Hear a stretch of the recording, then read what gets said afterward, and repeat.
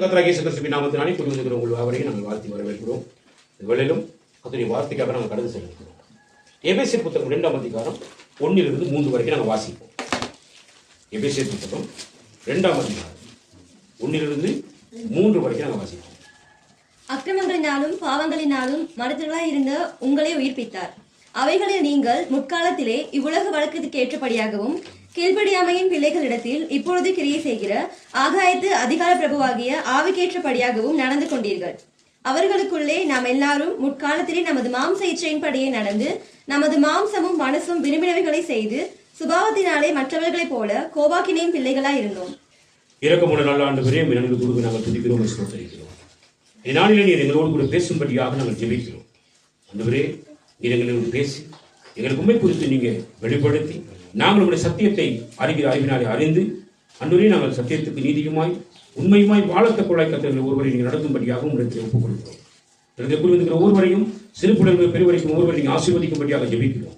ஒருவரை உமக்கு முன்னதாக தகப்பெடுக்கத்தாவே சுவாமி பணிந்து புனித உண்மை குறித்து தொழுது கொள்வதற்கு உதவி செய்யும்படியாக நாங்கள் ஜெபிக்கிறோம். அடியை மறைத்து உண்மை வெளிப்படுத்தும் உங்களுடைய பிரசன்னம் இருக்கிற ஒவ்வொரு மீதும் வந்து தங்கி உண்மை குறித்து அறிந்து கொள்வதற்கு ஏற்றபடி தேவத்தாவே ஒருவரை வழிநடத்தும்படியாக நாங்கள் ஜெபிக்கிறோம். உலகங்களில் நம்முடைய வார்த்தை கேட்கிற ஒவ்வொரு பிள்ளைகள் ஒவ்வொரு குடும்பமாய் ஒவ்வொருவரையும் இயேசு கிறிஸ்துவின் நாமத்தினால் நீர் ஆசீர்வதிக்கும்படியாக நாங்கள் ஜெபிக்கிறோம். இப்படி நன்றி செலுத்துகிறோம். இயேசு கிறிஸ்துவின் துதி நாமத்தில் கேட்கிறோம் எங்கள் ஜீவனோட நல்ல பிதாவே. இதனால் நாங்கள் பார்க்கிறோம், நீ பெற வேண்டிய தண்டனையை இயேசு தன்மையிலே சுமந்து கொண்டார் என்ற தலைப்பில் தான் நாங்கள் நாளிலே நான் பார்க்கிறோம். நல்லா கவனிங்க. அப்ப மனிதர்களுடைய தன்மை, ஒரு மனுஷனுக்கு இருக்கிறதான தன்மை, எப்படிப்பட்ட தன்மை, அவன் எப்படிப்பட்ட வாழ்க்கையை வாழ்ந்து கொண்டிருந்தான் அப்படின்னு நீங்க பார்த்தீங்கன்னு சொன்னா, முதலாவது மனிதனாகிய ஆதாமையும் ஏவாளையும் சரி ஒரு ஆவி பிடித்து கொண்டது. என்ன பிடித்து கொண்டது? ஒரு ஆவி பிடிச்சுக்கிச்சு. எந்த ஆவி பிடிச்சிச்சு? தள்ளி விடப்பட்டதான வலுசற்பமாகிய பொல்லாத ஆவி அந்த 2 பேரை என்ன பண்ணுச்சு? பிடிச்சு கொண்ட போது அந்த 2 பேரு யாரோட கட்டுப்பாட்டுக்குள்ள இருந்தாங்கன்னு நாம பாக்குறோம். கர்த்தருடைய கட்டுப்பாட்டுக்குள்ள இருந்தாங்களா, இல்லாட்டி அவங்க யாரு கட்டுப்பாட்டுக்குள்ள இருந்தாங்க? சாத்தானுடைய கட்டுப்பாட்டுக்குள்ள அவங்க இருந்தாங்க. அப்ப அப்படி இருந்த அந்த ஜனங்கள் வந்து என்ன பண்ணாங்கன்னா, நாளுக்கு நாள் பணிக்கு பெருகி இந்த பூமியை நிரப்பி வாழ்ந்து கொடுக்குற இன்னைக்கு சுமார் 800 கோடிக்கு மேற்பட்டதான ஜனங்கள் யாவருடைய தன்மையும் எப்படி இருக்கும் அப்படின்னு பார்த்தீங்கன்னா, அவங்க எல்லாருமே அக்கிரமங்கள் செய்யக்கூடியவர்கள். எல்லாருக்கும் என்ன இருக்குது? அக்கிரம எண்ணங்கள் இருக்கிறது. அக்கிரமம்னா என்ன அர்த்தம்னா, யாரு கடவுள் சொன்னதையே கேட்காதவன், கடவுள் சொன்னதையே கேட்காதவன் உங்க அப்பன் சொல்லி கேட்க போறான், அப்பன் சொல்லி கேட்க மாட்டான், அம்மா சொல்லி கேட்க மாட்டான், யார் சொன்னாலும் கேட்க மாட்டான். ஏன்னா கடவுள் சொன்னதையே கேட்கல அந்த மனுஷன். அதனால யாரு சொன்னதையும் கேட்காம தான் இஷ்டப்படி செயல்படுகிறவர். இந்த கோட்டை தாண்டாதான் அப்பதான் 4 தடவை தாண்டி காட்டுவான். அப்படி அளவுக்கு அவனுடைய அக்கிரமங்கள் பெருகி இருக்கிற ஒரு வாழ்க்கை வாழ்பவனுடைய மனிதனுடைய தன்மை. அப்பதான் சொல்ல வந்து அக்கிரமங்களினாலும் பாவங்களினாலும் மறைத்துள்ளாய் இருந்த உங்களை உயிர்ப்பித்தார். ஆனது உயிர்ப்பித்தார் என்ன அப்படின்னா, அக்கிரமங்களால் பாவங்களை மறைச்சிருக்கீங்க, நீங்க செத்து போன ஜடங்களா இருக்கிறீங்க. அப்படி ஜடமா இருக்கிற உங்களை கடவுள் வந்து உயிர்ப்பிக்கிறார், பிரகாசிப்பிக்கிறார், பிரகாசிப்பிக்கிறார் சொல்றாரு. சொல்லும்போது அவைகளை நீங்கள் முற்காலத்திலே இவ்வளவு வழக்கம்னா என்ன? ஆதாம் வழக்கம் இன்னைக்கு இருக்கிற ஜனங்கள் வரைக்கும் ஒரு வழக்கம் வச்சுக்கிறாங்க. என்ன வழக்கத்தில் ஏற்றபடி? கீழ்ப்படியாமையில் ஜனங்களாக இன்றைக்கு வரைக்கும் இருக்கிறாங்க. அப்ப இவங்கெல்லாம் ஆகாயத்து பறவை, ஆகாயத்து அதிகார பிரபுவாகிய ஆவிக்கேற்றபடியாக நடந்து வருவாங்க. ஆகாயத்தில் இருக்கக்கூடியதான ஆகாயத்து பிறப்பு யார் அப்படி பார்த்தீங்கன்னு சொன்னா, இந்த வளிமண்டலத்துக்குள்ள இருக்கக்கூடியதான பொல்லாத ஆவிகள், வானமண்டலத்தில் பேசுகிற பொல்லாத ஆவிகளுடைய சேனைகளினாலே பயன்படுத்தி கொண்டிருக்கக்கூடியதான ஜனங்கள். அப்ப தகப்பனை பயன்படுத்துவான், தாயை பயன்படுத்துவான், கணவன் மனைவி, இப்படி எல்லாரையும் அவன் பயன்படுத்தி கொண்டுதான் இருப்பான். யாரு பயன்படுத்துவான்? இந்த பொல்லாத ஆவிகள். அதுக்கு ஏற்ற மாதிரியே சில விஷயங்கள் என்ன பண்ணுவான்னா, கர்த்தரை விட்டுட்டு இந்த பொல்லாத ஆவிகளுக்காக இவன் படைகள் எல்லாம் போடுவான். என்ன போடுவான்?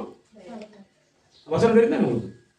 Corinthians 1 புத்தகத்துல சரி எல்லாம் வச்சு பாருங்க. அந்த இவங்க என்ன பண்ணுவாங்கன்னா, ஆகாயத்து பிறப்புகளாகிய ஆகாயத்தில் கூடியதான வானமண்டலத்துக்கு பொல்லாத ஆவிகளுக்கு இவங்க என்ன பண்ணுவாங்கன்னா, படைகள் எல்லாம் போட்டுட்டு இருப்பாங்க இன்னைக்கு இருக்க ஜனங்களுக்கு.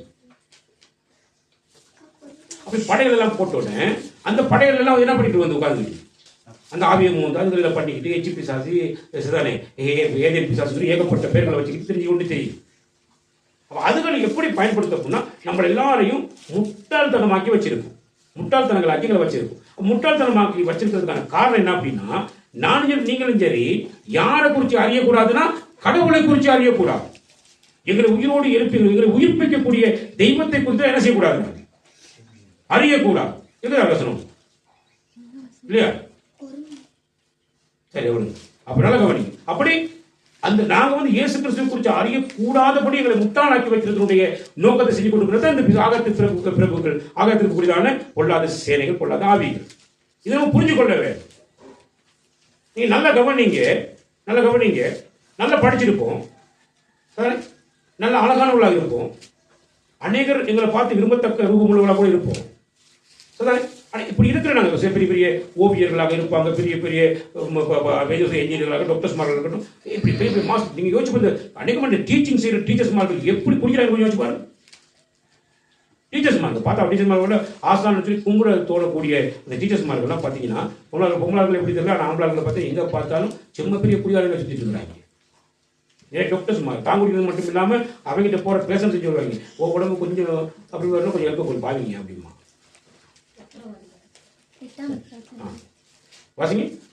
விக்கிரகங்களுக்கு படைக்கப்பட்டவைகளை குறித்த விஷயத்தில் நம் எல்லாருக்கும் அறிவு உண்டு என்று நமக்கு தெரியும்.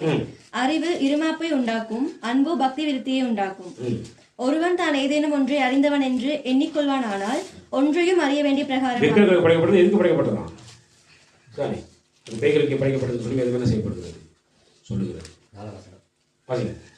விக்கிரகங்களுக்கு படைக்கப்பட்டவைகளை புசிக்கிற விஷயத்தை பற்றி உலகத்திலே விக்கிரமானது ஒன்றும் இல்லை, ஒண்ணுமே இல்லை, ஒருவரே அன்றி வேறொரு தேவன் இல்லை என்றும் அறிந்திருக்கிறோம். வானத்திலேயும் பூமியிலும் தேவர்கள் எண்ணப்படுகிறவர்கள் உண்டு. இப்படி அநேக தேவர்களும் அநேக கர்த்தர்களும் உண்டாயிருந்தாலும் பிதாவாகிய ஒரே தேவன் நமக்கு உண்டு. அவராலே சகலமும் உண்டாயிருக்கிறது, அவருக்கென்று நாமும் உண்டாயிருக்கின்றோம். இயேசு கிறிஸ்து என்னும் ஒரே கர்த்தரும் நமக்கு உண்டு. அவர் மூலமாய் நல்லா கவனிங்க. இயேசு கிறிஸ்து ஒரே கர்த்தர், உலகத்தில் இருக்கிறது ஒரே தெய்வம் தான், ஒரே தெய்வம். எல்லா மனிதர்களுடைய ஒரு மனுஷன் தான் ஐயா. கொஞ்சம் வச்சு பாருங்க, ஒரே ஒரு மனிதன் தான் மண்ணினால படைக்கப்பட்டவன். மற்றதெல்லாம் அந்த மண்ணினால படைக்கப்பட்ட மாம்சத்திலிருந்து வெளிவந்தவன். உனக்கு புரியுதா நான் பேசுறது? இப்ப மண்ணினால படைக்கப்பட்டது எத்தனை மனுஷன்? ஒரே மனுஷன். யாரவன்? ஆதாம். அவருடைய மாம்சத்திலிருந்து வெளிவந்தது ஏவாள். அதுபோல ரெண்டு பேருடைய மாம்சத்துக்கும் வெளிப்பட்டவர்கள் தான் பிள்ளைகள். அப்படி நல்லா புரிஞ்சுக்கணும். அந்த மண்ணினால படைக்கப்பட்ட அந்த மனுஷனும் அந்த மனுஷனுடைய மாம்சத்திலிருந்து வெளிவந்ததான அந்த ஏவாளும் செய்த பாவத்துக்காக, அந்த பாவத்தினுடைய விடுதலைக்காக வந்தவர் தான் ஆண்டவராக இயேசு கிறிஸ்து. அப்ப அந்த ரெண்டு பேருக்கு பாவ மன்னிப்பு நிச்சயம் கிடைச்சிருச்சுன்னா, அவங்க ரெண்டு பேரும் மூலமா வந்த இந்த உலகத்தோட சகல ஜாதிகளுக்கும் பாவ மன்னிப்பு நிச்சயம் என்ன ஆல்ரெடி கிடைச்சிருச்சு. நீயும் நானும் விசுவாசிக்கல, அதை நம்பல. அதனாலதான் எனக்கு அந்த பாவ மன்னிப்பு என்ன செய்து வரைக்கும் என்ன செய்யல, கிடைக்கவில்லை. அவ்வளவுதான். நல்ல கவனி. அப்ப மனிதனுடைய சிந்தனை எப்படின்னா, அவன் எப்பொழுதும் தன்னுடைய மாம்சம், நமது மாம்ச இச்சையின்படி நடந்து நமது மாம்சமும் மனசும் எல்லாம் விரும்புதோ அதையெல்லாம் செஞ்சுக்கிட்டு என்ன பண்ணிட்டு இருக்கோம், நம்ம தேவனுக்கு கோபாக்கின் பிள்ளைகளாக இருந்துகிட்டு இருந்தோம். என் மனசு இன்னைக்கு எல்லாருமே அப்படித்தான், நீ நிறைய பேர் வாழ்க்கை வச்சு சிந்திச்சு பாருங்க. ஏன் நாங்கள் முட்டாள்தான் இருக்கோம்? கடவுள் வந்து எங்களுக்கு தேவைகளை சந்திக்கலான்னு கேட்டா கட்டாயம் சந்திக்கிறீங்க. சின்ன சின்ன வேலைக்கு அதுக்குரிய சம்பளம் உங்களுக்கு கிடைச்சிருக்கும் இல்லையா? கொஞ்சம் யோசிச்சு பாருங்க. சின்ன சின்ன வேலை செஞ்சாலும் உங்களுக்கு சம்பளம் நினைஞ்சிருக்கும், உங்களுக்கு கிடைச்சிருக்கும். நீ பெரிய பெரிய பிசினஸ் பண்ணுறதுல அதுக்குரிய பிரதிபலம் உங்களுக்கு நினைஞ்சிருக்கும், கிடைச்சிருக்கும். எப்படி உங்கள்கிட்ட இல்லாமல் போனது எப்படி? அது யாரும் உங்கள்கிட்ட அழிச்சது யார்? உங்களை அப்படி உங்களோட பாதையில் உங்களை குறுக்கிட்டது யார்? சரி, யாரோட உங்களோட ஐக்கியம் இருந்தது? ஏன்னா நீங்க உங்க மனசு உங்க மாம்சம் விரும்பினதை செய்யறதுக்கு நீங்க முயற்சி செய்யும் பொழுது ஆகாயத்தில் இருக்கக்கூடிய ஆகாயத்து பிரபுகளாகிய பொல்லாத பிசாசானவர்கள் உங்களை என்ன செய்வாங்க? சூழ்ந்து கொள்வாங்க, உங்களை முட்டாளாக்குவாங்க, தேவையில்லாத வேலையெல்லாம் பண்ணிட்டு இருப்பாங்க. சரி, அப்ப நீங்க ஒண்ணு கிடைக்கிற எல்லாத்தையும் இழந்து கலகலா போய் அசிங்கப்பட்டு ஆதரவற்ற நிலையில பல போராட்டங்கள் நீங்க நினைஞ்சிட்டு இருப்பீங்க, போராடி கொண்டிருப்பீங்க. அப்படி போராடின பொழுதும் நீங்க அப்படி காரியத்தை பண்ணிட்டு இருந்த பொழுதும் நான் வசதி வாசிங்க. தேவனோ இரக்கத்தில் ஐஸ்வர்யம் உள்ளவராய், தேவனோ இரக்கத்தில் ஐஸ்வர்யம் உள்ளவராய், நம்மில் அன்பு கூர்ந்த தம்முடைய மிகுந்த அன்பினாலே, யோவான் 3:16 வாசிங்க. தமது மிகுந்த அன்பினாலே அவர் வந்து இரக்கத்தில் ஐஸ்வர்யம் உள்ளவர். இவன் அறியாம செஞ்சுட்டு இருக்கிறான், இவனை சாப்பிட்டா என்ன பண்ணி வச்சிருக்கான், அடிமைப்படுத்தி வச்சுக்கிறான். இவனுக்கு ரட்சிப்பு தேவை, இவரை கட்டி வச்சுக்கிறான், சிறைக்குள்ள போட்டு வச்சிருக்கிறான். பல பாவங்களை செய்வதற்காக அவன் என்ன பண்ணிட்டு இருக்கிறான்? மனுஷனை ஆட்டி வச்சு அட்டைக்கு ஆளுக செஞ்சுட்டு இருக்கான் சாத்தான். அப்ப சாத்தானோட கையில இருந்து அவன் என்ன பண்ணணும்? மனுஷன் அவன் என்ன செய்யணும்? ஆண்டு விடுவி. யார் விடுவிக்கலாம்? ஆண்டவரால் மட்டும்தான் விடுவிக்க. எந்த மனுஷனாலும் எந்த மனுஷன் விடுவிக்க முடியாது. யார் விடுவிக்கலாம்? பிரவீன் இங்கே பார்த்துட்டீங்க. ஆண்டவர் மட்டும்தான் அவரால் படைக்கப்பட்ட மனிதனை அந்த அடிமைத்தனத்திலிருந்து விடுதலையாக்க முடியுமே தவிர வேறு எந்த மனுஷனாலும் என்ன செய்ய முடியாது? விடுவிக்க முடியவே முடியாது. அப்ப இரக்கத்தில், அதாவது இரக்கத்தில் ஐஸ்வர்யம் உள்ள தேவன் அவனுடைய மிகுந்த அன்பினாலே என்ன பண்றாராம்? வாசிங்க. தேவன் தம்முடைய ஒரே குமாரனை விசுவாசிக்கிறவன் எவனோ அவன் கெட்டு போகாமல் நித்திய ஜீவனை அடையும்படி அவரை தந்தருளி இவ்வளவாய் உலகத்தில் அன்பு கூர்ந்தார். என்ன பண்றாரு ஆண்டவராகிய தேவன்? இத மேல வச்சுக்கிற இரக்கம், அவ்வளவு பெரிய இரக்கம். அது இரக்கத்தின் ஐஸ்வர்யம் அப்படின்னா ஒரு பெரிய அங்க அளவு சொல்ல முடியாது. அந்த அளவுக்கு அளவு சொல்ல, அவ்வளவு பெரிய இரக்கம் உள்ள தெய்வம் நம்முடைய தேவன். அவர் மேல எங்க மேல காட்டுறது மிகுந்த அந்த அன்பினுடைய அடையாளம் என்ன அப்படின்னா, அவருடைய ஒரே குமாரனாகி இயேசு கிறிஸ்துவை நமக்காக என்ன பண்ணிக்கிறார்? பலியாக தந்திருக்கிறார். அது எப்ப தந்தார்? 2020 வருஷத்துக்கு முன்னாடியே இந்த விஷயம் நடந்து போச்சு, நடந்து முடிஞ்சிச்சு. அப்ப இன்னைக்கு வரைக்கும் யாரும் நம்ம விசுவாசிக்க முடியாம உட்கார்ந்து இருக்கிறோம். கூட சமாளி தூங்குறாங்களுக்கு என்ன செய்யறாரு? அதை விசுவாசிக்க முடியாது. விசுவாசிக்க வேண்டும். எப்படி விசுவாசிக்கணும்? என் ஆண்டவர் 2 வருஷத்துக்கு முன்னாடி வந்து என்னுடைய பாவங்களுக்காக, என்னுடைய அக்கிரமங்களுக்காக எனக்காகத்தான் மறைச்சுக்கிறேன். எப்படி மறைச்சுக்கிறேன்னா, அவர் எனக்காக மறைக்கும்படி என் தேவன் என் மேல ஆட்டின மிகுந்த அன்பு நிமித்தமாக அவர் எனக்காக பலி செலுத்தி இருக்கிறார். அவருடைய பலியின் மூலமாக என் பாவங்கள் மன்னிக்கப்பட்டது, என் அக்கிரமங்கள் நீக்கப்பட்டது, நான் சுத்திகரிக்கப்பட்டவன், நான் பரிசுத்தமாக்கப்பட்டவன் என்றதை ஒரு மனிதன் விசுவாசிக்க வேண்டும். அப்படி விசுவாசிச்சு அவன் என்ன பண்ணணும் அப்படின்னா, சார் நல்ல கவனி, விசுவாசி என்ன பண்ணணும்? ரோமர் புத்தகம் 10ஆம் அதிகாரம்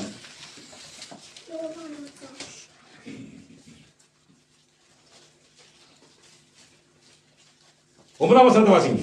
என்னவென்றால் கர்த்தராகிய இயேசுவை நீ உன் வாயினாலே அறிக்கையிட்டு. எப்படி அறிக்கையிடணும்? கர்த்தராகிய இயேசு கிறிஸ்து யாருன்னா, இரக்கத்தில் ஐஸ்வர்யம் உள்ள தெய்வம், என் மேல காட்டின மிகுந்த அன்பின் நிமித்தமாய் நம்முடைய ஒரே குமாரனாகிய இயேசு கிறிஸ்துவை எனக்கு பலியாக செலுத்தினார் என்றத என்ன பண்ணணும் அப்படின்னா, என்ன பண்ணணும்? உன் வாயினால நீ அறிக்கை செய்ய வேண்டும். உன் வாய், நீ தான் வாயை திறக்க மாட்டேங்க. இங்க இருக்கிறவங்க நிறைய பேர் வாய் திறக்கிறது இல்லை, பேசாம உட்காந்துருப்பாங்க. அது நம்மளுக்கு கல்வி மங்க பாருன்னா அப்படியே சத்தமா நம்ம உட்காந்து இல்ல. என் வாயினால அறிக்கை செய்யணும். எப்படின்னா, என் தேவனின் மேல இரக்கத்தில் ஐஸ்வர்யம் உள்ளவராக, என் மேல காட்டின மிகுந்த அன்பின் நிமித்தமாக ஒரே குமாரன் இயேசு கிறிஸ்து எனக்காக என்ன செஞ்சிருக்கிறார்? எங்க பலி செலுத்தினார்? பலி எங்க செலுத்தினார்? சிலுவையில பலி செலுத்தி இருக்கிறார். சரி, அப்ப இதை என்ன செய்யணும்? நான் வாயினால் என்ன செய்வேன்? நான் வாயினால் அறிக்கை இடுகிறதற்கு நான் தேவனை குறித்து அறிந்திருக்க வேண்டும். ஏசாயா 53ஆம் அதிகாரத்தில் திருப்புங்க, அது அறிந்திருக்க வேண்டும். வாசிங்க, நான் 4ஆம் வசனத்தை வாசிங்க. மெய்யாகவே அவர் நம்முடைய பாடுகளை ஏற்றுக்கொண்டு நம்முடைய துக்கங்களை சுமந்தார். நம்முடைய துக்கங்களை சுமந்திருக்கு. என்ன துக்கம் நமக்கு இருந்தது? என்னடா அது? இவ்வளவு வேலை செஞ்சாலும் சந்தோஷம் இல்லையே, எவ்வளவு கைக்கு வந்தாலும் என்ன செய்ய மாட்டேங்குது, மிச்சம் இல்லையே, போராட்டம் அதிகரிச்சு கொண்டே இருக்குதே. நான் ஒண்ணு நினைச்சா என்ன நினைஞ்சிட்டு உலகத்துல, என் குடும்பத்துல நடந்து கொண்டு இருக்குதே, அவ்வளவு போராட்டமா இருக்குதே, சந்தோஷம் இல்லை. ஒரு பெரிய பிசினஸ் பண்ணணும், ஒன்றும் இல்லை, சின்ன சாதாரண வேலை செஞ்சு பார்த்தோம், எந்த வேலை செஞ்சாலும் அது கூலி கிடைச்சிச்சு, எந்த பிசினஸ் பண்ணாலும் அது ஒரு லாபம் கிடைச்சிச்சு, எல்லாம் கிடைச்சி, எல்லாம் கிடைக்காம இல்லை, எல்லாம் கிடைச்சிச்சு. நல்ல அறிவு வளர்த்துக்கிட்டோம், படித்தோம், அறிவு வளர்ந்துச்சு, எல்லாம் இருந்துச்சு. அறிவு இருந்து முட்டாளாக்கி விட்டேன். என் ஞானம் எல்லாம் என்ன செய்யப்பட்டிருக்குது? சாரி, கறி பூசப்பட்ட மாதிரி மூஞ்செல்லாம் என்ன செய்யப்பட்டு போச்சு, எல்லாம் கரியால் மூடப்பட்ட நிலைமை, பயங்கரமான சூழ்நிலைக்கு நான் முகம் கொடுத்துக் கொண்டிருக்கேன் இன்னைக்கு வரை. இதுல இப்படி பண்ணி இருக்கிற ஒரு மனுஷன் சசமா இருக்கணுமா? படிச்சவங்களுக்கு அந்த வேலை கிடைக்க மாட்டேங்குது. சார், சசமா இருக்க முடியாது இல்லையா? அழகான பிள்ளைங்களுக்கு குரங்கு மாதிரி ஒருத்தர் மாட்டிக்கிறான். நல்லவன் நம்புறோம், வீட்டுக்கு போனா அடியை தவிர உதைய தவிர வேற ஒன்றும் என்ன செய்ய மாட்டேங்குது, கிடைக்க மாட்டேங்குது. நம்பணும், நல்ல மனுஷன் பண்ண நிம்மதியாக வாழ வைப்பான் நினைச்சு போற பிள்ளைங்களாம் நீங்க என்ன செய்யுது? குட்டுற குழந்தைங்க தன் புத்தகிட்ட செம்மணி வாங்கிட்டு கிடக்குது, கிடைக்குது, சந்தோஷம் இல்லை. நிம்மதி இல்லை. ஏன்? என்ன காரணம்? யாரை தேடணும்? ஒரு புருஷனை ஒரு பொண்ணு தேடுது, ஒரு பொண்ணை ஒரு புருஷன் தேடுறான். சரிதானே? நாம ஒரு முரண்மரம் நம்புறோம், ஒரு மனுஷங்களை நம்பிட்டு இருக்கிறோம். எல்லா பக்கம் நம்பி நம்பி நம்பி நம்பி சொல்லு, நம்பி நம்பி வெம்பி வெம்பி ஒன்றுமில்லை என்ற பாடுபட்டு வச்சுக்காங்க. நம்பி நம்பி வெம்பி வெம்பி கடைசியாக ஒன்றுமில்லாம தான் இருப்போம், உட்காந்துருப்போம். இந்த நிலைதான் ஒரு மனிதனுடைய வாழ்க்கை. அப்ப இந்த நிலையிலிருந்து, இந்த துக்கத்திலிருந்து ஒரு மனிதனை சந்தோஷத்தின் பாதைக்கு நேராக வழி நடத்த வேண்டும் என்பதற்காக தேவன் அனுப்பினவர். நாம் விரும்பத்தக்க ரூபம் அவருக்கு இருந்தது கிடையாது. நம்மாலே அசட்டை பண்ணப்பட்டிருந்தார் தானே. ஆனால் மெய்யாகவே என்ன படிக்கிறாரா? நம்முடைய பாடுகளை சுமந்தார். வாசிங்க, நம்முடைய பாடுகளை சத்தமா வாசிங்க. மெய்யாகவே அவர் நம்முடைய பாடுகளை ஏற்றுக்கொண்டு, மெய்யாகவே நம்முடைய பாடுகளை அவர் ஏற்றுக்கொள்ளுகிறார். நீ உனக்கு அந்த பாடுகளை சுமக்க முடியாது, நான் ஏற்றுக்கொள்கிறேன். நம்முடைய துக்கங்களை சுமந்தார். நம்முடைய துக்கங்களை சுமந்தார். சரி, நம்முடைய பாடுகளை சுமந்தார். வாசிங்க. நாமோ அவர் தேவனால் அடிபட்டு பாதிக்கப்பட்டு சிறுமைப்பட்டவர் என்று எண்ணினோம். நம்ம என்ன யோசிக்கணும்? இவர் தேவன் செஞ்ச அற்புதத்துக்கும் அநியாயத்துக்கும் பாடுறா, சித்துவலியாக்குறான்னு சொல்லி நீங்க மனசு என்ன செய்வான்? எப்படி சொல்லுவான்? ஒருத்தன் இப்ப நான் வீட்டில் என்னை பார்த்து என்ன செய்வாங்க? இப்ப செஞ்ச அற்புத அநியாயத்துக்கு கொஞ்சம் அநியாயமாடா பண்ணா, அதான் பார்த்து கடவுளா பார்த்து என்ன செஞ்சு வச்சிருக்கான், எழுப்ப விடாம உட்கார வச்சிருக்கான். நான் காலையிலேயே அப்படி என்னை பத்தி நிறைய பேர் பேசிக்கிட்டு தான் இருக்கிறான். அது யாரும் இவங்க என்ன செய்வாங்க? நாம போய் என்ன செய்யலாம்? முடியாது. இதைத்தான் எல்லாத்துக்கும் சொல்லிட்டு இருப்பான். யாரை பார்த்தாலும் இப்படி ஏதாவது படிக்க உட்கார்ந்து இருப்பான். சாணி, நீங்க எடுத்து பாருங்க, லூக்கா புத்தகம் 23 அதிகாரத்தை திருப்புங்க. லூக்கா 23 தானே இயேசு கிறிஸ்துவை பார்த்து இயேசு கிறிஸ்து எங்களுக்காக பாட அனுபவிக்கிறார் என்றதை தெரியாதது போல மக்கள் எப்படியெல்லாம் அவரை இகழுகிறார்கள் என்று கவனிங்க. திருப்பங்க எல்லாரும் 23 அதிகாரம், லூக்கா புத்தகம் 23 அதிகாரம் 35வது வசனத்தை வாசிங்க. ஜனங்கள் நின்று பார்த்துக் கொண்டிருந்தார்கள். அவர்களுடனே கூட அதிகாரிகளும் அவரை இகழ்ந்து, இவன் மற்றவர்களை ரட்சித்தான், இவன் தேவனால் தெரிந்து கொள்ளப்பட்ட கிறிஸ்துவானால் தன்னைத்தானே ரட்சித்துக் கொள்ளட்டும் என்றார்கள். இப்ப என்ன நடந்துச்சு? இயேசு கிறிஸ்து சிலுவையில் அடிச்சு தொங்கிட்டாங்க. தொங்கிட்டு என்ன சொல்றாங்க? சுத்தி இருக்கிற மனுஷர்களோடு கூட பெரிய பெரிய அதிகாரிகள் உட்கார்ந்துருக்கிறாங்க. அதிகாரிகள் எல்லாம் அவங்க அதிகாரத்தை காட்டுறாங்க. எப்படி காட்டுறாங்க? இவரு நம்ம கடவுளால் அனுப்பப்பட்டவனா? யாரு? இயேசு கிறிஸ்து பத்தி சொல்றாங்க, இவர் கடவுளால அனுப்பப்பட்டவனா? இவர் பெரிய பெரிய அற்புதங்கள்லாம் பண்ணிட்டு இருக்காரு. செத்து போன கூட உயிரோட எழுப்பிக்கிட்டு இருந்தார். எல்லாத்துக்கும் பாம்பு அவர் கொடுத்துட்டு இருந்தார். சரி, 5 அப்பத்து 15 பேருக்கு சாப்பாடுலாம் கொடுத்துருக்கிறார். பெரிய பெரிய அற்புதம் செஞ்சுட்டு இருந்தார். இப்ப சிலுவையில் இணைஞ்சிட்டு இருக்கிறார், நிற்கதையா தொங்கிக்கிட்டு இருக்கிறார். சரி, அப்ப இவரை செஞ்சுட்டு என்ன செஞ்சிருக்காரு? மாய்மானம் பண்ணிட்டு இருக்கிறாரு, எல்லாத்தையும் ஏமாத்திட்டு இருக்காரு. பரவாயில்ல, கவனிச்சு பாரு. என்னைய கொஞ்சம் இப்ப சொன்னாங்க, டேய் அவன் உண்மையா கடவுளை விசுவாசிச்சு கடவுள் பணியை செஞ்சிருந்தான்னா அவனுக்கு வந்து கடவுள் அவனை கடவுள் காப்பாத்திருக்க மாட்டாரா? காப்பாத்திருப்பார்ல. ஏன் அந்த சிலப்பு உள்ளூரை கூட்டு கொடுத்தாரு? அவன் பொய்ய கொண்டு போயிட்டு இருக்காண்டா. அவன் பேச்ச கட்டினீங்களா அந்த பக்கம் போவாதீங்கன்னு சொல்லி இந்த பக்கம் எத்தனை குடும்பங்களை வரவிடாம பண்ணவே இன்னைக்கும் உயிர் வாழ்ந்துட்டு இருக்கான். சந்தோஷமா தெரியும், இன்னைக்கும் இருக்கிறான். சரி, ஆனா ஆண்டவர் என்ன பண்றேன்னா, என்னோடு இருக்கிறாரே தவிர இன்னைக்கு என்னை விட்டு அன்னைக்கு சில பேர் மேல உழுந்துருச்சே, நச்சு விட்டு உடம்பு நஞ்சு போச்சுன்னு சொல்லி என்னை விட்டு அவர் என்ன செய்யல? விலகி என்னை விட்டு விலகி போகவில்லை. இன்றைக்கு வரைக்கும் என்னோடு கூட தான் இருக்கிறார். சொல்லுங்க, அல்லேலூயா. என்னோட கூட தான் இருக்கிறார். அவர் என்ன பண்றாருன்னா, நாளுக்கு நாள் என்னுடைய வாழ்க்கையில என்னோடு கூட இருக்கிறதை வெளிப்படுத்தி கொண்டே இருக்கிறார். இந்த 2-3 நாளைக்கு முன்னாடி என்னுடைய பிரயாணத்துல நான் செத்திருப்பேன். நான் ஆனா ஆண்டவர் என்ன உயிரோடு இன்னைக்கு என்ன வச்சிருக்கிறார். மிகப்பெரிய சாட்சிகள், அதிசயமான சாட்சி. என்னை கத்திர அப்படி ஏந்திரதை நான் கண்ணால பாக்குறேன். சாரி, அப்படியே ஆண்டவருடைய வாழ்க்கையை நடத்தி கொண்டிருக்கிறார். நல்ல கவனிங்க. சாரி, அப்ப அங்க ஒரு விஷயம் நடந்துருக்கு. சிலுவையில் அதிகாரிகள் ஜனங்கள் எல்லாம் போய் உட்கார்ந்து நல்லா சாப்பிட்டு குடிச்சிட்டு போன ஜனங்கள் எல்லாம் அங்க நின்றுட்டு இருக்கிறாங்க. யோசிச்சு பாருங்க, 5000 பேருக்கு ஆண்டு சாப்பிட கொடுத்த அந்த அப்பத சின்ன கூட்டத்துல அவ்வளவு பேர் ஜனங்களோட நிக்கிறாங்க. ஜனங்களோட நிக்கிறாங்க. அற்புதங்களை கண்டவங்க, சுகத்தை பெற்றுக் கொண்டவங்க நிறைய பேர் இருக்கிறாங்க. அதிகாரிகள் வந்திருக்கிறாங்க. அந்த இடத்துல அவங்க எல்லாம் இகழ்றாங்க. இயேசு கிறிஸ்துவை பார்த்து இகழ்ச்சியா பேசுறாங்க, பரியாசம் பண்றாங்க. அவர் சிலுவையில் தொங்கிக் கொண்டிருக்கிறார். ஒரு மனிதன் குற்றுயிராய் இருக்கும் பொழுது மக்கள் கூட்டம் என்ன பண்ணணும் அப்படின்னா, அந்த குற்றுயிராய் இருக்கிற ஒரு மனுஷன் நீ ஒண்ணு சேர்ப்பாரு, ஆறுதலான வார்த்தையாவது பேசலாமா இல்லையா? மனுஷன் குற்றுயிரா கிடக்கும் போது, சாகுறது கதந்தான் இழுத்துக்கப்பட்டு கிடக்கும்போது நம்ம என்ன பேசுவோம்? அவனு நீ செஞ்ச அட்டகாசத்துக்கு அநேக எப்படி பேசுவோமா? பேச மாட்டோமே. என்ன செய்வோம்? மாறாக இப்படி ஆறுதல் படுத்துவோம் இல்லையா? இப்படி ஆறுதலான வார்த்தைகளை பேசுவோம். சில பேர் தோசை தண்ணியை ஊற்றுவான், சில பேர் நினைச்சுவோம் பாலப்பட பேர் நினைச்சுவோம், வாயில் நினைச்சுவான் ஊற்றுவான். இப்படிலாம் பண்ணிட்டு இருப்பான். இவருக்கு துளசி தண்ணியெல்லாம் கொடுக்கல, பாலும் கொடுக்கல, மாறாக காடிங்கிற ஒரு கசப்பான காடியை கொடுப்பாங்க. யாருக்கு? இந்த காடின்றது என்ன அப்படின்னா, அந்த சிலுவையில் தொங்கிக்கிட்டு இருக்கிறவங்க விட்டு நம்ம எங்க இங்கே போயிட்டு இருக்கிற கெட்ட பழக்கம். அப்ப நல்லா கவனிக்கணும். இந்த காடியில் என்ன அர்த்தம் அப்படின்னா, இந்த சிலுவையில் தொங்கி வேதப்பட்டு இருக்கும்போது கொஞ்சம் பரிதாபத்துக்காக வேண்டி என்ன செய்வாங்க, அங்கே உள்ளவங்க என்ன பண்ணுவாங்க, ஒரு ஒரு மதுபான மாதிரி ஒரு இது ஒரு போதை ஒரு கொஞ்சம் அந்த மருத்துவம், அதாவது ஒரு மூலிகை மாதிரி கொடுப்பாங்க. அதை கொடுத்தோன்னு அதை குடிச்சோடனே கொஞ்சம் வருத்தங்கள் கொஞ்சம் என்ன செய்வாங்க இருக்கு குறைஞ்சிருமன்றதுக்காக கொடுப்பாங்க. அவர் அதையும் என்ன செய்யல, ஆண்டவர் இயேசு கிறிஸ்து என்ன செய்யல, அதையும் அவர் என்ன செய்ய கிட்ட கூட அவ்வளவு வருத்தத்திலையும் அவர் எடுக்கல. இவன் நம்மால் என்ன செய்வானா, இயேசு கிறிஸ்துவை பத்தி நல்லா தெரிஞ்சுக்கிட்டு எல்லாம் பண்ணிக்கிட்டு காலையில இருந்து வேலை செஞ்சேன், பாஸ் வேலை செஞ்சேன், அதை பண்ண இதை பண்ணு, குழி வெட்டினேன், அதை என்ன சொல்றது, இப்ப பெரிய சின்ன சின்ன வேலை வந்து என்ன செய்வார், கடைசியில் சொல்லுவாருன்னா சரியான மேலு வலி, தூக்கமே வரல, அதுக்காக நான் என்ன செஞ்சேன், என்ன செஞ்சேன், ஒரு காலப்போத்துல குடிச்சேன் அப்படிமா. நம்ம நல்லா யோசிச்சு பாருங்க நீங்க ஒரு கதையை தானே.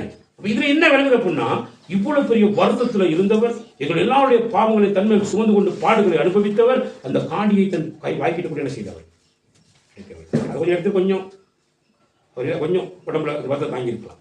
அதை என்ன செய்ய, அப்ப அவர் ஆராதிக்கிற நாங்க என்ன செய்யும்? அப்ப இன்னைக்கு அந்த பண்டிகை இயேசு கிறிஸ்து உயிரோடு கூட எழுப்பினார்னு சொல்ற அன்னைக்கு இன்னைக்கு பாவத்தை விடணுமா இல்ல பாவத்தை தொடரணுமா, துவங்கணுமா? நிறைய பேர் போத்தலை வச்சு குடிச்சிக்கிட்டு இருப்பாங்க. இன்னைக்கு நீங்க போயிட்டு பாருங்க, இப்ப சர்ச்சை போயிருப்பாங்க, இப்ப இன்னைக்கு ஆவணம் முடிச்சு வீட்டுக்கு வந்திருப்பாங்க, வீட்டு போய் இறைச்சியெல்லாம் ஆக்கி சும்மா முள்ளு வச்சிருப்பாங்க, கட்டுறது கட்டிக்கிட்டு போத்தல குடிப்பாங்க. இப்ப போயிட்டு பாருங்க, உங்களுக்கு தெரியும், நிறைய கத்தரிக்கு பாருங்க, இது நடந்து கொண்டிருக்கும். அது அவங்களுடைய அறியாமை. நம்ம வேத்தை குறித்து என்ன செய்ய வேண்டும், அறிய வேண்டும். அப்ப ஆண்டவர் என்ன பண்றாருன்னா அப்படி பண்றாரு இல்லையா? அப்ப போர் சேவகரும் அவரிடத்தில் சேர்ந்து அவருக்கு காடியை கொடுத்து, நீ யூதரின் ராஜாவானால் உன்னை ரட்சித்துக் கொள் என்று அவரை பரிகாசம் பண்ணினார்கள். எல்லாம் சேர்ந்து பரிகாசம் பண்றாங்க, பரிகாசம் கேலி பண்றாங்க. நீ பெரிய யூதருக்கு ராஜான்னு சொன்ன, உன் தலையில கொண்டு என்னத்தை வைக்கணும், கிரீடத்தில் வைக்கணும், உன் தலையில முள் மூடி 50 முள்ளுகள் கொண்ட ஒரு பெரிய முள்ளை வச்சு உனக்கு அடிக்கும் போது நீ ராஜாவை என்ன பண்ணிட்ட, உன்னால காப்பாற்றிக்க முடியலையா? உன்னை காப்பாற்றிக்க முடியலையே. அப்ப நீ என்ன ராஜா? யூதருக்கு ராஜாவா வந்தாரா? எங்க நீ உன் ராஜானா யாரு? ஒரு ராஜானா என்ன பண்ணுவான், ஒரு படையோட என்ன செய்வாங்க, யுத்தம் பண்ணுவான்.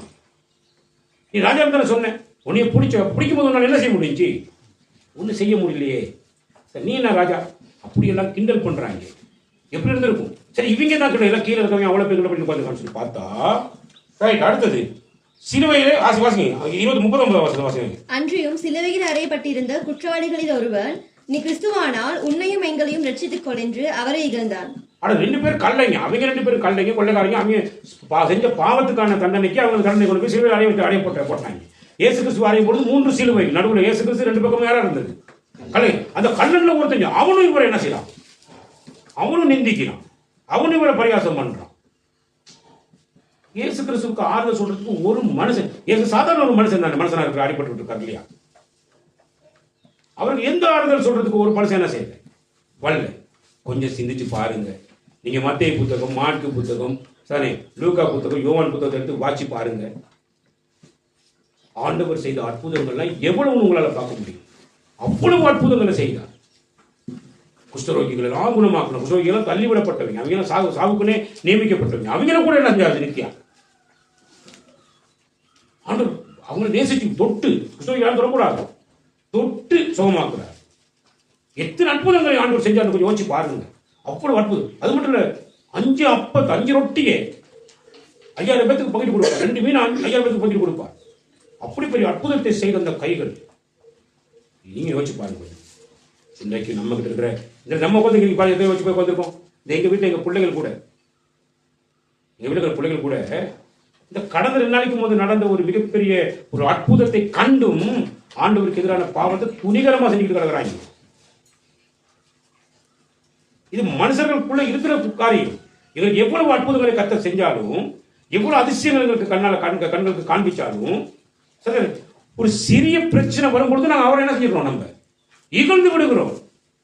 ஒரு சிறிய பிரச்சனை வந்த உடனே சாரி ஒருத்தர் நம்ம குடும்பத்தில் ஒரு சம்பவம் நடக்கிற சம்பவம் நடந்த உடனே இது நடக்க வேண்டிய காரியம், நீங்க போன காரியம் கர்த்தர் நியமிச்சுக்கிறார், தானே அவனும் நல்ல பாடத்தை படிக்க நம்மளும் நல்ல பாடத்தை படிப்புங்கிற எண்ணமெல்லாம் இல்லாம கர்த்தரை குறை சொல்லுகிற நிலைமை எங்க வாழ்க்கையில் இருக்கு.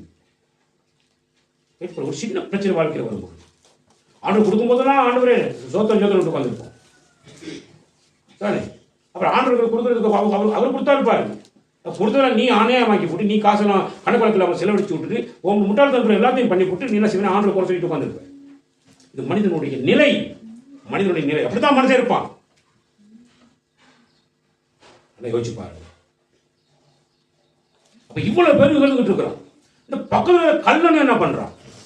அவரும் இகழ்ந்துகிட்டு இருக்கிறாரு. அதனால உன்னை எடுத்துட்டு என்னையே என்ன செஞ்சு விடுவிச்சு சொல்லி அங்க அவரை போட்டு பரியாசம் பண்றோம். சரி, யோசிச்சு பாருங்க. உண்மையா அவனுடைய உயிர் போகிற அந்த அந்த ஒரு மனிதனுக்கு தன்னுடைய வாழ்க்கைக்கு உயிர் பெரியதுக்கு முன்னாடி ஒரு அன்பான ஒரு வார்த்தை அவனுக்கு என்ன செய்யப்பட வேண்டும், கொடுக்க வேண்டும். அவனுக்கு ஒரு நம்பிக்கையை ஊட்டக்கூடிய ஒரு செய்தி அவனுடைய வாழ்க்கையில் என்ன செய்ய வேண்டும், வர வேண்டும். அப்பதான் அவனுடைய அந்த ஆத்மா வந்து என்ன செய்யணும், அவனுக்கு வந்து ஒரு சந்தோஷமா என்ன செய்யும், வெளியே போகும். நீங்கள் எல்லாரும் கற்றுக்கொள்ள நிறைய மரணிக்கிறதுக்கு முன்னாடி வியாதிக்காரெல்லாம் பார்க்க போனீங்கன்னா உங்களை பார்த்து நீங்கள் பார்த்துக்கிட்டு அப்பா சார் பாடுறான் எப்படி கேட்டுக்கிறான், செஞ்சு அநியாயத்துக்கு தான் செஞ்சுட்டு இருக்கான் அப்படின்னு பார்த்து கை தட்டிட்டு வெளியே வந்து பெரிய தம்பட்டடிச்சு வைக்கிறவர்கள் என்ன செய்யக்கூடாது, போகக்கூடாது. அவனுக்கு போயிட்டு ஆறுதலான சில விஷயங்கள் என்ன செய்யணும், நம்ம போயிட்டு பேசிட்டு வர வேண்டும். அப்படி பேசுகிறேன்னா நாங்களும் யார் மாதிரி ஆகிடுவோம், மற்ற மனிதர்கள் போலயே நாங்களும் என்ன செஞ்சிடுவோம், ஆகி விடுவோம். அப்படி அவன் செய்ய போகக்கூடாது. நல்ல கவனி. அப்போ என்ன நடக்குது அப்படின்னு பார்த்தீங்கன்னா, ஆண்டவர் பிதாவாகிய தேவன் எல்லாம் பார்த்துட்டு இருக்கிறார், வானத்திலிருந்து எல்லாத்தையும் பார்த்துட்டு இருக்கிறார். யாரு? தன்னுடைய குமாரனாகிய இயேசு கிறிஸ்து இவ்வளவு பெரிய ரீதியில என்னது எல்லா நன்மைகளையும் பெற்றுக்கொண்டவங்க அவ்வளவு பேர் என்ன பண்ணிட்டு இருக்காங்க, ஆமா பரியாசம் பண்ணிட்டு இருக்காங்க. ஆண்டவர் பார்த்தாரு, கீழே இருக்கிற அவ்வளவு பேரும் பரியாசம் பண்ணிட்டு இருக்கிறான். இவருக்கு பக்கத்திலேயே தொங்கிட்டு இருக்கிறவங்க என்ன பண்ணிட்டு இருக்கிறான், அவர் பார்த்தார் எல்லா மனுஷர்களையும் தானே.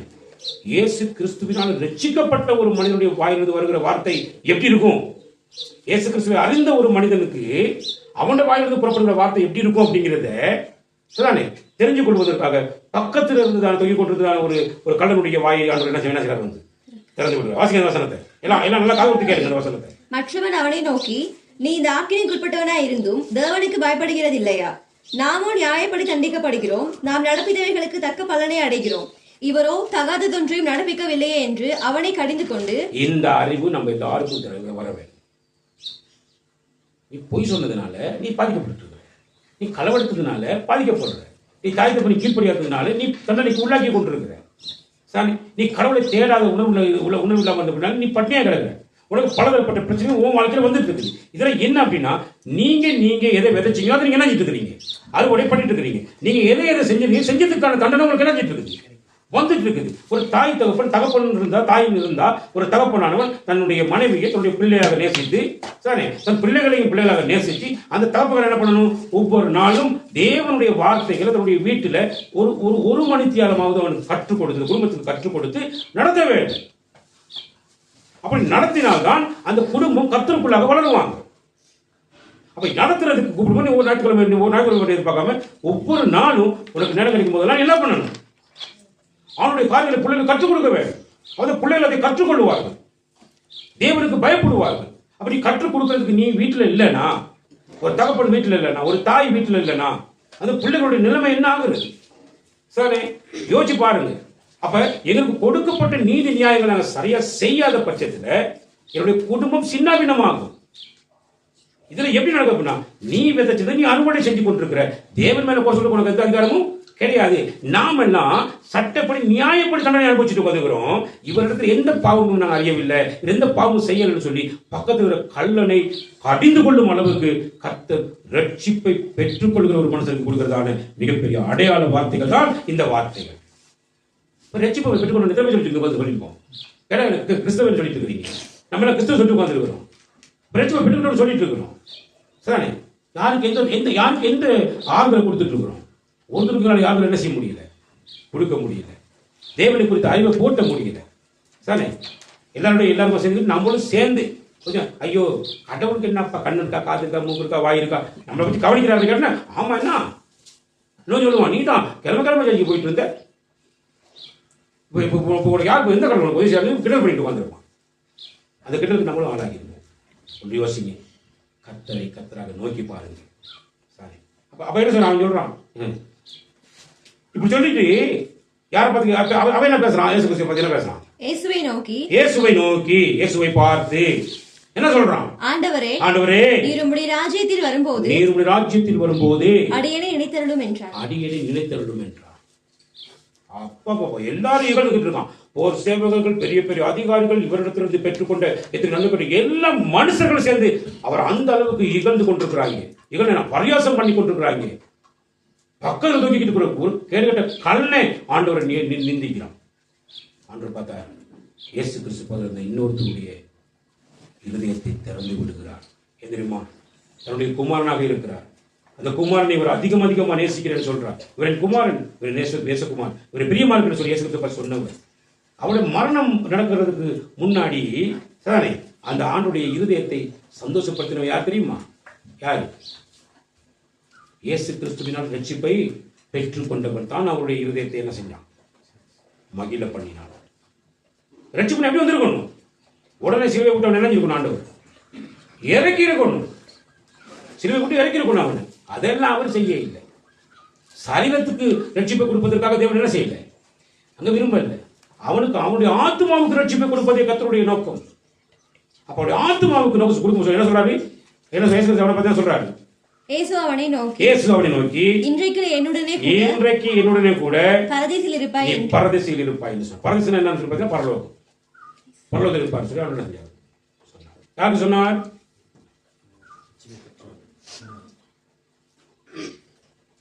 பால் பழம் கொண்டு போகல, பாலும் கொண்டு போகல, பழமும் கொண்டு போகல, பத்தி குச்சியும் கொண்டு போகல, எந்த தாம்பரணியும் கொண்டு போகல, எந்த பணிவிடையும் செய்யல, சோத்தை ஆக்கி படையலா போடல, ஒண்ணுமே செய்யல. சிலுவையில தொங்கிக்கிட்டு இருக்கிறான். மரணத்தின் அவஸ்தையில் இருக்கிறான். சரி, யோசிச்சு பாருங்க. காணிக்கை செலுத்தல, எந்த பலிகை செலுத்தல. காணிக்கை போயிட்டாலும் காணிக்கை செலுத்த முடியல, எந்த பலிகையும் அவனால செலுத்த முடியல, ஒன்னும் செய்யல. யோசிச்சு பாருங்க. சொன்ன ஆண்டவரே உடைய வருகையை நினைத்துக் கொள்ள சொன்னது ஒட்டி ஒரு வார்த்தை தான். அந்த வார்த்தைக்கு கிடைச்ச அந்த ஆண்டவரை குறித்த அறிவின் பிரசன்னம் அந்த மனிதனுடைய இதயத்துக்குள் இறங்கின அந்த வினாடியில ஏசப்பா சொல்றார், நீ என்னோடு கூட இன்றைக்கு பரதேசிகள் இருப்பாய். எல்லாருமா சொல்லுவோம் அல்லேலூயா. அப்படிப்பட்ட என்ன சொல்றது? மிகுந்த அன்பு நிறைந்த தெய்வம் நம்முடைய ஆண்டவராக இயேசு கிறிஸ்து சொல்றார், இன்றைக்கு நீ கூட பரதேசிகள் இருப்பாங்க, பரலோகத்தில் இருப்ப அப்படிங்கிறார். சரி, ஆண்டவரை உண்மையான தெய்வத்தை ஆராதிப்பதற்கு அந்த ஆராதித்து எனக்குரிய ஒரு மிகப்பெரிய வரப்பிரசாதமாகிய பரலோக ராஜ்யத்தை நான் அடைந்து கொள்வதற்கு சானே என்னால எந்த பலியையும் செலுத்த முடியாது. எனக்கான பலி அத்தனையும் என் கர்த்தர் செய்து முடிக்க வேண்டும். அந்த அறிவு எங்க எல்லாத்துக்கும் கூட இருக்க வேண்டும். அவருக்காக நான் ஒன்னையும் கொடுத்து எனக்கு எதையுமே கொடுத்து நான் பரலோகத்துக்கு போக முடியாது. என் இருதயத்தில் மனப்பூர்வமாய் என் ஆண்டவரை நான் அறிகிற அறிவினாலே நான் ஆண்டு சொல்லுவான்றே, நீ மறுபடியும் வரப்போறீங்க. இப்ப நீங்க தொங்கிட்டு இருக்கிறீங்க, நீங்க செத்து போயிருவீங்க. செத்தாலும் நீங்க மறுபடியும் வரப்போற என்ன அர்த்தம்? நீங்க மீண்டும் மறுபடியும் என்ன செய்ய போறீங்க? இந்த உலகத்துக்குள்ள வரப்போறீங்கன்னு சொல்லும் பொழுது ஆண்டுடைய அந்த இருதயம் மகிழ்ந்து கறி கூறுகிறது. ஏன்னா நான் சாகல, நான் சாக போகல, செத்து பேர் நினைச்செல்லாம் பரியாசம் பண்ணிட்டு உட்காந்துக்கிறாங்க. என்னை பார்த்து ஒரு கூட்டம் சொன்னாங்க, உங்க பாஸ்டர் ஆட்டம் என்ன செஞ்சிடா இதோட முடிஞ்சிடான்ட்டாங்க. அதுக்காக சாட்சி இந்த மோகன் மாதிரி ஆட்கள் அந்த நீ வரமாட்டான், அவர் வரமாட்டான்டா, அஞ்சு போயிட்டான்ட்டாங்க. சரி, நல்ல கவனி, முடிஞ்சுன்னு நினைச்சாங்க. மீண்டும் வரப்படினார் என் ஆண்டவர். சொல்லுங்க அல்லேலூயா. சரி, இயேசு கிறிஸ்து மீண்டும் வரப்போகிறார், இந்த உலகத்தில் வரப்போகிறார் என்ற மிகப்பெரிய ஒரு சத்தியத்தை, மிகப்பெரிய ஒரு ஞாபகத்தை இயேசுவுக்கே ஒருத்தன் என்ன செய்ய பார்த்துட்டு சொல்றான் அப்படின்னா அது யார் சொல்ல வச்சது? அதிகமா என் குமாரன் மேல அன்பு வச்சிருக்கிறேன், நேசிக்கிறேன் சொன்ன அந்த பிதாவாகிய தேவன் பக்கத்தில் கண்ணுடைய இருதயத்தை திறந்துவிட்டு இயேசு கிறிஸ்துவனுடைய மரணத்துக்கு முன்பதாக ஒரு மிகப்பெரிய நம்பிக்கையையும் மிகப்பெரிய ஒரு ஆறுதலையும் சந்தோஷத்தையும் உண்டாக்கின ஒரு மனிதன் நான் ரட்சிப்பை முழுமையாக பெற்றுக்கொண்டவன் தாங்க செஞ்சான். நம்ம ரட்சிப்பை பெற்றுக்கொண்டு சொல்றவங்க என்ன செய்ய தெரியுமா செய்யணும்? ஒவ்வொரு நாளும் என் ஆண்டவரை இகழ்ந்து கொண்டிருக்கிற இந்த கூட்டத்தாருக்குள்ள எவ்வளவு பெரிய இகழ்ந்து கொள்கை தெரியுமா? ஒவ்வொரு நாள் நிகழ்றாங்க. இன்னைக்கு சத்தியத்தை கேட்பாங்க, இன்னைக்கு அன்றைக்கே போய் குடிச்சு நாசமாக்கி விளையாடு காட்டுவாங்க. அவனுக்கு எதிரான பாவங்களை துரிகரமாக செஞ்சுட்டு இருப்பாங்க, மாறி மாறி செய்வாங்க. ரட்சிப்பு பெற்றவன் என்ன செய்வான்? என் ஆண்டவரை எப்படி சந்தோஷப்படுத்தலாம்ன்றது மட்டும்தான் அவன் சிந்திக்க ஆரம்பிப்பான். நீ ரட்சிப்பை பெற்றுக் கொண்டிருந்தால் உன் தேவனை நீ சந்தோஷப்படுத்துவதற்கு என்ன செய்யலாம் யோசிப்பார். ஒரு கணம் அதை யோசி. ஒரு ஏழைக்கு நீ செலவழிச்சு குடிச்சு நாசமாக்கிற பணத்தை கொண்டு போய் ஒரு 2 ஏழைக்கு சாப்பாடு வாங்கி கொடுத்துப்பார். அவன் சாப்பிட்டு ஒன்று வாழ்த்துவான், சாப்பிட முதலும் வாழ்த்துவான், சாப்பிட்டதுக்கு பிறகு ஒன்று வாழ்த்துவான். நீ ஒருத்தரை கூப்பிட்டு குடிக்கிறதுக்கு கொடுத்துப்பார். உணர குடிச்சிட்டு போக முடியும், இருக்கிறதுல சுருட்டி எடுத்துட்டு போய் சேர்ந்துருவான். சரி, யாருக்கு எதை பண்றதுங்கிறது முக்கியம். ஒரு கணவன் இல்லாத எத்தனை பெண்கள் இருந்து உலகம் இருக்கிறாங்க, அவங்களுக்கு ஒரு சாப்பாடு கொடுத்துப்பார், ஒரு சாரியை வாங்கி கொடுத்துப்பா, உடுத்திப்பார். நீ பண்ற அட்டகாசம் கொஞ்சம் நஞ்சம் இல்லை, அநியாயத்துக்கு அநியாயமா ஏகப்பட்ட பணங்களை நீ செலவழிச்சிட்டு வீணாக்கிட்டு உட்காந்துங்கிற. உன்னை வாழ வைப்பதே உன் தேவன், உனக்கு தொழில் கொடுப்பதே உன் தேவன், உன்னை இந்த உலகத்துல உயிரோடு கூட வச்சிருப்பது உன் தேவன். ஆனா அவருக்கான எந்த ஒரு விஷயத்தையும் இதுவரைக்கும் என்ன செய்ய மாட்டேங்கிற, செய்யவே மாட்டேங்கிற. அப்ப நீங்க என்ன புரிஞ்சுக்கொள்ளணும் அப்படின்னு சொன்னா, நீ ரட்சிப்பை பெற்றுக் கொள்வதற்கு தேவன் உனக்காக தன் ஜீவனை கொடுத்திருக்கிறார் என்றதை நீ விசுவாசிக்கிறேன்னா என்ன நம்ம செய்யணும்? நீ ஒவ்வொரு நாளும் ஒரு நிமிஷம் உன் கர்த்தரை சந்தோஷப்படுத்துவதற்கு நீ என்ன செய்யணும்? ஒரு வேலையை நீ சந்தோஷப்படுத்துகிற செய்தியை கர்த்தரிடத்துல பேச வேண்டும். கர்த்தரை நீ ஆராதிக்கிறத விரும்புகிற. எப்படி ஆராதிக்கணும்? நீ உன் முழு இருதயத்துல உன் முழு ஆத்மாவோடு இதுதான் மெய்யான தேவன். ஆண்டவரே, இன்றைக்கு நீங்க மறிக்கிறீங்க, மீண்டும் நீங்க என்ன செய்ய போறீங்க? உயிரோடு எழும்பி வரப்போறீங்க அப்படின்றத வாயினால் என்ன செய்யணும்? ரோமர் 10ஆம் அதிகாரத்துல என்ன வாசிச்சோம்? உன் வாயினால் நீ என்ன செய்யணும்? அறிக்கையிட வேணும். அறிக்கையிட்டால் ரோமர் 10 என்ன வாசிச்சோம்? என்னவென்றால் கர்த்தராகிய இயேசுவை நீ உன் வாயினாலே அறிக்கையிட்டு தேவன் அவரை மரித்தோரிலிருந்து எழுப்பினார் என்று உன் இருதயத்திலே விசுவாசித்தால் ரட்சிக்கப்படுவார். தேவன் இயேசு கிறிஸ்துவை மரித்தோரிலிருந்து செத்து போனவங்க மத்தியிலிருந்து உயிரோடு இயேசு கிறிஸ்து 3ஆம் நாள் எழுப்பினார் என்றதை நீ உன் இருதயத்தில் என்ன செய்யணும்? விசுவாசிச்சேனா உனக்கு அந்த கணம் உனக்கு என்ன வரும்? உனக்கு என்ன கிடைக்கும்? ரட்சிப்பு கிடைக்கும். கீழே சொல்லிக்கிறேன், நீதி உண்டாக இருதயத்திலே விசுவாசிக்கப்படும், நீதி உண்டாக இருதயத்திலே விசுவாசிக்கப்படும், ரட்சிப்பு உண்டாக வாயினாலே அறிக்கை பண்ணப்படும். நீதி என்னது? உன் இயேசுவை நீ விசுவாசிக்கிற நீதி, நீ இயேசுவை விசுவாசிக்கிற நீதி. ரட்சிப்பு கிடைக்கணும்னா நீ என்ன செய்யணும்? வாயினாலே அறிக்கையிட வேண்டும். இங்க எத்தனை பேர் வந்து இயேசு கிறிஸ்துவை அறிக்கை இடுறீங்க? இயேசு கிறிஸ்து மெய்யான தேவன் என்று எத்தனை பேர் அறிக்கை எடுக்கிறீங்க? அறிக்கையிட்டு ரட்சிப்பு உங்களுக்கு இன்னொரு வந்திருக்கணுமே. ஏன் ரட்சிப்பு வர இல்லை? ஏன் உங்க குடும்பத்தை சந்தோஷம் வர இல்லை? ஏன் சமாதானம் வர இல்லை? ஏன் எத்தனை தடவைகள் போதிச்சாலும், எத்தனை தடவைகள் கர்த்தருடைய வார்த்தை உங்களை நோக்கி நோக்கி வந்தாலும் நீங்க அந்த வார்த்தையை சும்மா வெத்து வார்த்தையை பாக்குறீங்களே தவிர அந்த வார்த்தை இயேசு கிறிஸ்து நீங்க என்ன செய்ய மாட்டேங்கிறீங்க? பார்க்க மாட்டேங்கிறீங்க. உங்களை நேசிக்கிறவர், மிகுந்த அன்பினாலே உங்களை சிநேகிக்கிறவர் உங்க மத்தியில வார்த்தையாக பிரசன்னமாகி கொண்டிருக்கிறார். அந்த பிரசன்னத்தை எதிர்நோக்கி பார்க்கிற நீங்க உங்க வாயில முதல் அறிக்கை செய்யுங்க, ஆண்டவரே நான் பாவி, என் பாவத்துக்காக மறைச்சவர் நீங்க மட்டும்தான் ஆண்டவரே. எனக்காக தாயா நீங்க செத்தீங்க, எனக்காக தாயா அடக்கம் பண்ணப்பட்டீங்க. இன்னைக்கு உயிரோடு எழும்பி வந்து இன்றைக்கு என்னோட உயிரோடு இருக்கிறீங்க. காரணம் இருந்து வருகிறீங்க, என்ன பரிசுத்த பாதையில வழிநடத்தும்படியாக என்னோட கொடுக்கிறீங்க. அதை நான் விசுவாசிக்கிறேன்னு சொன்னீங்கன்னா உன் வாழ்க்கையில் உனக்கு ரட்சிப்பு என்ன செஞ்சிடும்? அந்த நிமிஷம் உனக்கு அந்த ரட்சிப்பு என்ன உன் வாழ்க்கையில வந்துடும். அப்ப நீதி உண்டாக இதயத்திலே விசுவாசிக்கப்படும், ரட்சிப்பு உண்டாக வாயினாலே அறிக்கை பண்ணப்படும். ஓசானா, எவ்வளவு ஓசானா, நீங்க தான் பெரிய தெய்வம். உண்மை என்று தேவன் உலகத்தை ஒருத்தருமே இல்ல ஆண்டவரே, இல்லை. எங்களுக்காக நீங்க அடிக்கப்பட்டீங்க, எங்களுக்கு வந்து தண்டனை தான் நீங்க சுமந்தீங்க. உங்களால மட்டும்தான் இதெல்லாம் செஞ்சுச்சு ஆண்டவரே. செய்யக்கூடாது என்பதை தவிர வேற எந்த மனிதனாலும் எனக்கு என்ன செய்ய ரட்சிப்பு என்ன செய்ய முடியாது, கொடுக்கவே முடியாது. வேற எந்த தெய்வத்தாலும் எனக்கு என்ன செய்ய ரட்சிப்பு என்ன செய்யறாங்க, கொடுக்க முடியவே முடியாது. நீங்க மட்டும்தான் ரட்சிப்பு எனக்கு என்ன செய்வீங்க ஆண்டவரே தந்தீங்க. ஆண்டவர் இருக்கிறார் தானே, அவர் மீண்டும் என்ன செய்ய போகிறார்? வரப்போகிறார். வருகை மிக சீக்கிரமாக இருக்கிறது. அதுக்கு முன்னாடி நம்ம எல்லாரும் என்ன பண்ண வேண்டும்? அவருக்கு முன்னிலை இல்லை, நாங்கள் ஒப்புவிக்க வேண்டும் தானே. நான் சரியா கர்த்தரை நோக்கி நாங்கள் பார்ப்போமா இருந்தா எப்பொழுதுமே எந்த சூழ்நிலையிலுமே சந்தோஷமாக இருக்கக்கூடிய ஒரு மிகப்பெரிய சாக்கியத்தை பெற்ற ஜனங்கள்னா இயேசு கிறிஸ்துவை விசுவாசிக்கிற ஜனங்கள் மட்டும்தான் அந்த ஜனங்கள். வேற யாருக்கும் அந்த பெரிய சாக்கியம் உலகத்தில் யாருக்கும் என்ன செய்ய போறது இல்லை, கிடைக்க போறதே இல்லை. ஆகவே நாம் எல்லாரும் ஆண்டவராகிய இயேசு கிறிஸ்து முன்பதாக சாரி எப்படி இருக்கிறோம்? நம்ம எப்படி இருக்கிறோம்? நீ பெற வேண்டிய தண்டனையை இயேசு தன்மையில என்ன செஞ்சுக்கிறார்? ஏற்றுக்கொண்டார். அவ்வளவுதான். நீ நானும் பெற வேண்டிய தண்டனை அவர் அப்படி ஏற்றுக்கொண்டிருக்கிறார். இதை விசுவாசிக்கிற நீ உன்னை எவ்வளவு பரிசுத்தமா வச்சுக்கணும். ஏன் நீ உன் வாயினால கர்த்தரை அறிக்கை செய்யணுமா இருந்தா இவன் வாயில தேவையில்லாத அசிங்கமான விஷயம் எல்லாம் போட்டு மெல்ல இயலாது. இந்த வாயில கேடுகட்ட மதுபானம் எல்லாம் நீ என்ன செய்யலாது? நீ குடிக்க இயலாது. ஏன்னா நீ இயேசு கிறிஸ்துவை அறிக்கை செய்யணுமா இருந்தா உன்னுடைய அந்த வாய் எப்பயும் எப்படி இருக்கணும்? பரிசுத்தமாக இருக்க வேணும். அப்ப உரத்த சொல்ற ஏசாயா புத்தகம் 6ஆம் அதிகாரத்துல பாத்தீங்கன்னா தூதர்கள் சொல்றாங்க இயேசுவானவர் யாரு? எவரு? பரிசுத்தர் பரிசுத்தர் பரிசுத்தர். என்ன பண்றாங்க? வாசிக்கிற வசனத்தை ஒருவரை ஒருவர் நோக்கி சேனைகளின் கர்த்தர் பரிசுத்தர் பரிசுத்தர் பரிசுத்தர் பரிசுத்தர் பரிசுத்தர் 3 தடவை சொல்றாங்க. ஏன்? முதல் பரிசுத்தர் பிதாவாகிய தேவன், இரண்டாவது பரிசுத்தர் ஆண்டவராகிய இயேசு கிறிஸ்து, மூன்றாவது பரிசுத்தர் யாரு? பரிசுத்த ஆவியானவர். 3 தேவர்களும் பரிசுத்தர் பரிசுத்தர் பரிசுத்தர் சொல்லி கொண்டிருக்கிறாங்க. பரிசுத்தர் சொல்றதுக்கு உன் வாய் திறக்கப்படுமா இருந்தா உன் வாய் நாரி போனது எதையும் வாயில் என்ன செய்யக்கூடாது?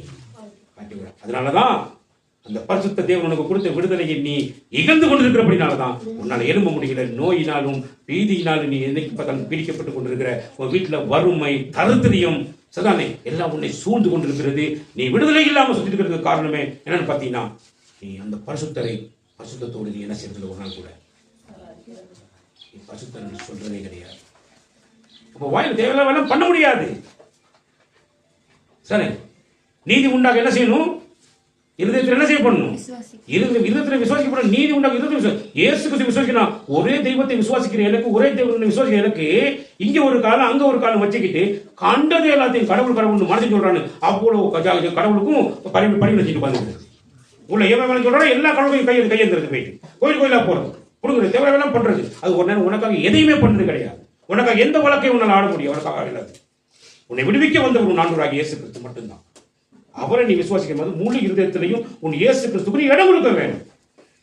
முழு இருதயத்துல இடம் கொடுக்காம நீ கண்டதெல்லாம் நீ உன் வாழ்க்கையில நீ பார்க்கறதெல்லாம் என்னுடைய தெய்வம், பார்க்கறதெல்லாம் என்னை விடுவிச்சிடும், அது விடுவிச்சிடும், இது விடுவிச்சு கண்டவாக சுத்திட்டு சொன்னா உனக்குள்ள நீதி இல்லைன்னு அர்த்தம்.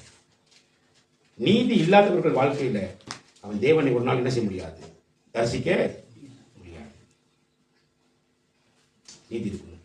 இயேசு கிறிஸ்து இருக்கிற முழுசா விசுவாசிக்கணும். அப்பதான் உனக்கு அந்த விடுதலை உனக்கு என்ன செஞ்சிடும்? கிடைக்கும். நீங்க மற்ற கடவுள்கள் சொல்லப்படுது, மற்ற மதங்களை குறித்து மற்ற கடவுள்களை குறித்து படிக்க வாங்கியோட இருப்பீங்கன்னா உங்களுக்கு கற்றுக் கொடுக்கறதுக்கு நாங்க ரெடியா இருக்கோம். நாங்க கற்றுக் கொடுப்போம்.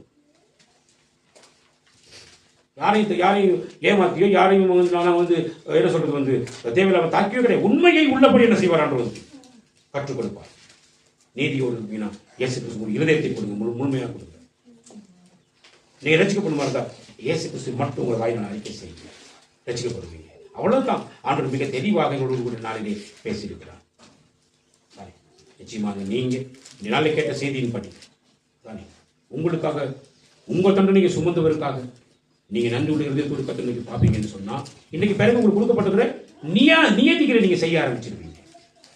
உங்க பிள்ளைகள் உங்களுக்கு சுத்தி இருக்கிறாங்க இல்லையா? இந்த பிள்ளைகள் நீங்க என்ன செய்யணும்? பிரதமர் இருந்தா நீங்க வேதத்தை உங்க வீட்டுக்குள்ள வச்சிருக்கணும். வேதத்தை வச்சு எல்லாத்துக்கும் போதிக்கணும். நீங்க ஒவ்வொரு நாளும் போதிக்கணும். ஒவ்வொரு நாளும் பாவத்தை கண்டித்து உணர்த்தி கொண்டே வர வேண்டும். பிள்ளைகளுக்கு அப்பொழுது ஒவ்வொரு நாளும் அந்த சத்தியம் ஓதப்பட வேண்டும். அது யார் செய்யலாம்? ஒரு மனைவி கூட தன் வீட்டில் போய் தன் புருஷங்கிட்ட கற்றுக்கொள்றது தான் பைபிள் சொல்லியிருக்கு. இங்க நிறைய மனைவிமார்களுக்கு புருஷங்கிட்ட கற்றுக்கொள்றதுக்கு வாய்ப்பே இல்லை. புருஷன் மாதிரி பெரிய கல்லூரி மங்கைகளா இருப்பாங்க. கடவுள் வசனத்தை செய்ய மாட்டாங்க, துஷ்பிரயோகம் பண்றாங்க, காலிக்கிற போட்டு மிதிக்கிறாங்க. சாரி, மிக பயங்கரமா இருக்கும் இல்லையா? யோசிச்சு பாருங்க. ஆண்டவர் நீங்க அவர்களுக்கு கொடுத்துக்கிற ஒவ்வொரு நிமிஷத்தையும் நேரத்தையும் கற்றுக்கு கொடுத்து பாருங்க. உண்மையாக செஞ்சு செயல்பட்டு பாருங்க. உங்க வீட்டில் எவ்வளவு சந்தோஷம் வருதுன்னு பாருங்க, எவ்வளவு சமாதானம் வருதுன்னு பாருங்க. நீங்க எவ்வளவு பத்தி நம்பிக்கையை ஊட்டுக்கிற ஜனங்களா இருப்பீங்க தெரியுமா? உங்க வீட்டுக்கு நடக்கிற சம்பவத்தை பார்த்து அடுத்த குடும்பத்தில் பயப்படுறாங்க. சேர்ச்சி போற இவன் வீட்டில் ஏகப்பட்ட பிரச்சனை, அந்த குடும்பத்தை பார்த்து பயப்படுறாங்க. அந்த அளவுக்கு பிரச்சனைகள் எங்க குடும்பங்களுக்குள்ள இருக்கு. காரணம் எங்களோட கூட கடவுள் இருக்கிறான்ற பயம் எங்ககிட்ட என்ன செய்யல. கர்த்தருக்கு பயந்து தீமையை விட்டு விலகு விட்டு வசனம் சொல்லுகிறது. பயந்தவனுக்கு தான் ஆசீர்வாதம் என்ன செய்யும்? கடந்து வரும். பயப்படாதவனுக்கு ஆசீர்வாதம் என்ன செய்யாது? உன் கர்த்தருக்கு பயப்படுகிறவன் எவனோ 20 சங்கீதம் என்ன சொல்லுது? கர்த்தருக்கு பயப்படுகிறவன் 120 சங்கீதம் 1 என்ன சொல்லுது? கர்த்தருக்கு பயந்து கர்த்தருக்கு பயந்து அவர் வழிகளில் நடக்கிறவன் எவனோ அவன் பாக்கியவான். அவன் பாக்கியவான். அவன் கீழே கீழே கீழே உன் கைகளின் பிரயாசத்தை நீ உன் கைகளின் பிரயாசத்தை நீ சாப்பிடுவான்னு சொல்லிட்டார். கர்த்தருக்கு ஏன் நீ பயப்படல? அதனால ஓ கையின் பிரயாசம், நீ கையில கஷ்டப்பட்டு உழைக்கிற காசு யார் சாப்பிடுறது?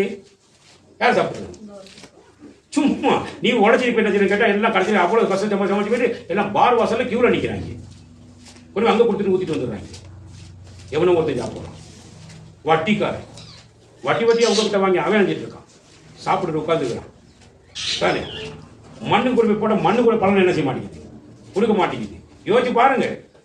உன் கையின் பிரயாசத்தை நீ சாப்பிடாம இருக்கிறதுக்கு காரணம் என்ன? எனக்கே பார்த்துருக்கிறியா? அதுக்கு காரணம் கடவுள் கிடையாது. யார் காரணம்? நீ கர்த்தருக்கு பயப்படல, நீ அவர் வழியில நடக்கல. அதனால உன் கையின் பிரயாசத்தை உன்னால் என்ன செய்ய முடியல, சாப்பிட முடியல. நீ செஞ்சு பார், கர்த்தர் உன்னை வாழாக்காமல் தலையாக உயர்த்துவார். கர்த்தருக்கு பயந்து பார், முடிவுகளை சரியா எடுத்து பார். என்னை அழைத்தவர் உண்மை வேண்டும். எங்க இருந்தாலும் என்னை என் குடும்பத்தை கர்த்தர் போஷிப்பார்.